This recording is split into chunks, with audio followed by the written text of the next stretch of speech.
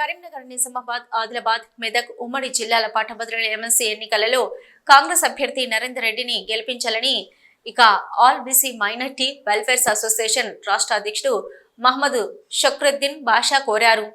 దేశానికి స్వాతంత్రం రాకముందు చేసిన కులగణను కాంగ్రెస్ ప్రభుత్వం చేయడం చాలా సంతోషకరమన్నారు. దేశం కోసం ఎందరో మైనార్టీ నాయకులు త్యాగం చేస్తున్నారని అన్నారు. బండి సంజయ్ మాటల తీరును దుయ్యబట్టారు. ఎమ్మెల్సీ ఎన్నికల్లో కాంగ్రెస్ అభ్యర్థి నరేందర్ రెడ్డికి మొదటి ప్రాధాన్యత ఓటు వేసి గెలిపించాలని కోరారు. ఈ కార్యక్రమంలో పలువురు నాయకులు పాల్గొన్నారు. ప్రింట్ అండ్ ఎలక్ట్రానిక్ మీడియా మిత్రులందరికీ నమస్కారాలు.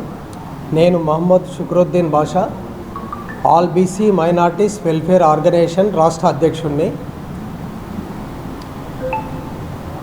నేడు జరుగుతున్నటువంటి ఎమ్మెల్సీ గ్రాడ్యుయేట్స్ ఎలక్షన్లో భాగంగా మా యొక్క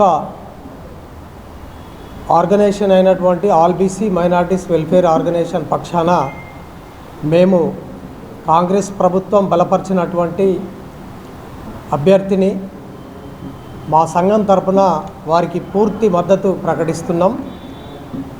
మరి గౌరవ ముఖ్యమంత్రి గారు ఏదైతే ఈ రాష్ట్రంలో కులగణన చేపట్టి మరి మైనార్టీస్లో ఉన్నటువంటి అత్యంత వెనుకబాటుతోటి జీవనోపాధి పొందుతూ మరి జీవనం సాగిస్తున్నటువంటి ఈ రాష్ట్రంలో మరి 13% మైనార్టీస్లో బీసీలుగా ఉన్నారని గుర్తించడం జరిగింది. దాంట్లో భాగంగానే బీసీ ముస్లిమ్స్ ఎవరైతే ఉన్నారో ఏబిఈ అని మా యొక్క లెక్క కూడా తేలడం జరిగింది. మరి ఈ యొక్క రిజర్వేషన్ ఈ యొక్క లెక్కలైతే ఏవైతున్నాయో వాటిని మాకు భవిష్యత్తులో మా భవిష్యత్ తరాలకు ఫలాలుగా అందుతాయని మేము భావిస్తున్నాం. మరి ఎన్నడూ లేని విధంగా ఏ ప్రభుత్వాలు కూడా చేపట్టని విధంగా ఈ భారతదేశంలోనే వాస్తవంగా చెప్పాలంటే గౌరవ ముఖ్యమంత్రి గారు తన బీసీ బిడ్డ కాకపోయినప్పటికీ కానీ ఒక రెడ్డి సామాజిక వర్గం ముఖ్యమంత్రి అయినప్పటికీ కానీ ఎంతో నిబద్ధతతోటి చిత్తశుద్ధితోటి ఈ కులగణన చేపట్టడం అనేది మరి ఇది చాలా గర్వించదగ్గ విషయం. మరి వాస్తవంగా చెప్పాలంటే మేము బీసీబీలో ఉన్నాం. ఆ రిజర్వేషన్ ఫలాలు కూడా మాకు అందాలి. మరి దీనికి గతంలో చిత్తశుద్ధి ఉన్నవాళ్ళు ఎవరు కూడా చట్టబద్ధత చేయలేదు. మరి చట్టబద్ధత ఏదైతే ఉందో కావాలని కోరుకుంటున్నాం భవిష్యత్తులో.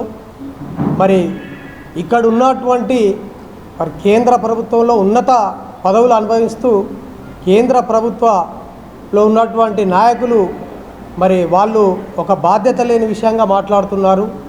ఈ బీసీ కులగణనలో ముస్లిమ్స్ దాంట్లో వెనుకబడి ఉన్నటువంటి బీసీ ముస్లిమ్స్లను మేము వారికి మరి రిజర్వేషన్ కల్పిస్తే మేము ఒప్పుకోమంటుండ్రు, అడ్డుకుంటామంటుండ్రు. ఎందుకు అడ్డుకుంటారు మీరు? అసలు మేము ఇక్కడ భారతదేశ వాసులం కాదా? మరి ఇక్కడే పుట్టినాం, ఈ దేశం కోసమే పోరాడినాం. ఎంతోమంది ఎన్నో వేల మంది స్వతంత్ర పోరాటంలో మైనార్టీ నాయకులు ముస్లిం నాయకులు ప్రాణత్యాగం చేయడం జరిగింది. అప్పుడు గుర్తు రాలేదా మరి బీసీలని? బీసీ అంటే ఎవరు అంటారండి? బీసీ అంటే బ్యాక్వర్డ్ క్లాస్. మరి ఏ కులానికో జాతికో మతానికో కాదు. ఎవరైతే వెనుకబాటుతోటి వాళ్ళ కులం వాళ్ళ జాతి వెనుకబడి ఉన్నదో వాళ్ళకి బీసీ రిజర్వేషన్ కల్పించడం జరిగింది ఇప్పుడు గత ప్రభుత్వాలు. వాస్తవంగా మీరు గుర్తెరుగుతలేరు. మీరు ఏదేదో మాట్లాడుతున్నారు, మీరు రాజకీయం కొరకు మాట్లాడుతున్నారు తప్పించి మరొకటి కాదు. ఇక్కడ ఉన్నటువంటి కరీంనగర్ జిల్లా కేంద్రంలో ఉన్నటువంటి మరి మంత్రి గారు బండి సంజయ్ గారు మాట్లాడుతున్నారు. మీరు చాలా ఇది దుర్మార్గమైన విషయం. బీసీలో ఉన్నటువంటి మేము చేతి వృత్తులు పనిచేసుకొని కాయకష్టం చేసుకొని వ్యవసాయ కూలీలుగా పాంటేలాలు నడుపుకుంటూ చిన్న చిన్న మరి చికెన్ సెంటర్లు మటన్ షాపులు హోటళ్ళు పెట్టుకొని బ్రతుకుతున్నాం. మరి మా జీవన స్థితి మా యొక్క పరిస్థితులు ఎట్లా ఉన్నాయి? గతంలో కూడా జస్టిస్ రాజేందర్ సచార్ కమిటీ కూడా రిపోర్ట్ ఇవ్వడం జరిగింది. మరి గత ప్రభుత్వాలు వాటిని ఇంప్లిమెంట్ చేయలేదు. ఇప్పుడు ఆన్ రికార్డ్ అది ఒక కమిటీ వేసినప్పుడు రిపోర్ట్ చేసినప్పుడు దాన్ని ఇంప్లిమెంట్ చేయలేదు. మరి ఇప్పుడున్న ప్రభుత్వం మమ్మల్ని గుర్తించి చేస్తున్నటువంటి క్రమంలో మీరు అడ్డుకోవడం అనేది మీరు మాకు అడ్డు చెప్పడం అనేది చాలా తప్పు. ఇది మీరు దానికి సంబంధించిన మా స్థితిగతులను మరి దీంట్లో దాదాపుగా మేము చెప్తున్నాం.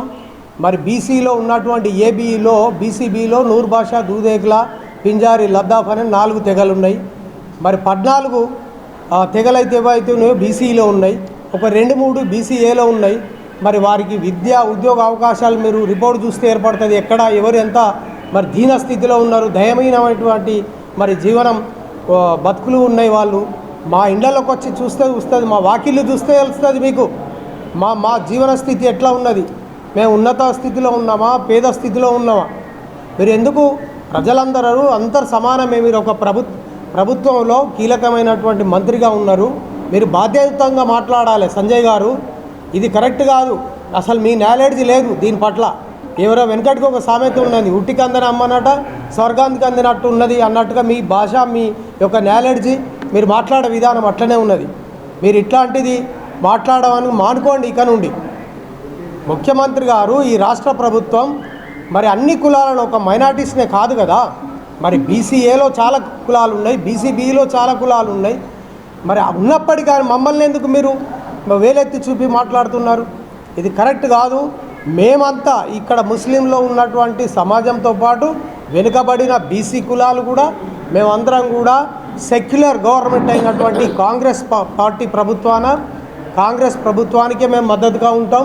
మరి వారికి ఈ సందర్భంగా కూడా మేము గౌరవ ముఖ్యమంత్రి కూడా మా కులగణలో భాగంగా మమ్మలను మా లెక్కలు తీసినందుకు మేము చాలా చాలా ధన్యవాదాలు తెలుపుకుంటూ కృతజ్ఞతలు కూడా ఈ ముఖ్యమంత్రి గారికి తెలుసుకుంటున్నాం. రేపు రాబోయే ఎమ్మెల్సీ గ్రాడ్యుయేట్స్ ఎన్నికల్లో భాగంగా కాంగ్రెస్ పార్టీ బలపరిచినటువంటి ఆల్ఫోర్స్ నరేందర్ రెడ్డి, ఉట్కూరు నరేందర్ రెడ్డి గారికే మరి 2వ నంబర్పై ఫస్ట్ ప్రియారిటీ మరి ఓటేసి మా వర్గానికి సంబంధించిన బ్యాక్వర్డ్ ముస్లిమ్స్ అందరం కూడా మరి వారికే ఓటేసి గెలిపిస్తామని మరి ఈ సందర్భంగా మేము విన్నవించుకుంటూ విజ్ఞప్తి